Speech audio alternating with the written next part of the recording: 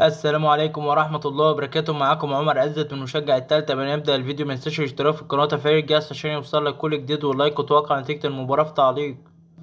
موعد مباراة الزمالك القادمة أمام نهضة بركان في إياب نهائي الكونفدرالية، والقنوات الناقلة للمباراة. يستعد الزمالك لمواجهة نهضة بركان المغربي في إياب نهائي بطولة الكونفدرالية الأفريقية. وخسر الزمالك في مباراة الذهاب لنهائي الكونفدرالية ضد نهضة بركان بهدفين لهدف في المغرب. سجل ثنائية الفريق المغربي كل من إسفوديا وعادل تحييف، بينما جاء هدف الزمالك عن طريق سيف الدين الجزيري.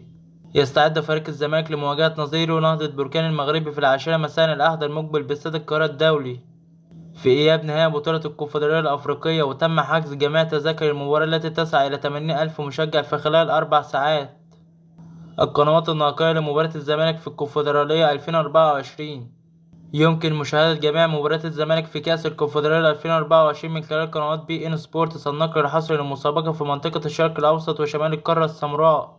وسبق والتقى الفريقان من قبل في المباراة النهائية لبطولة كأس الكونفدرالية عام 2019، والتي حسمها الفريق الأبيض لصالحه بركلات الترجيح بعد نهاية مباراة الإياب والذهاب بالتعادل الإيجابي بهدف لمثله.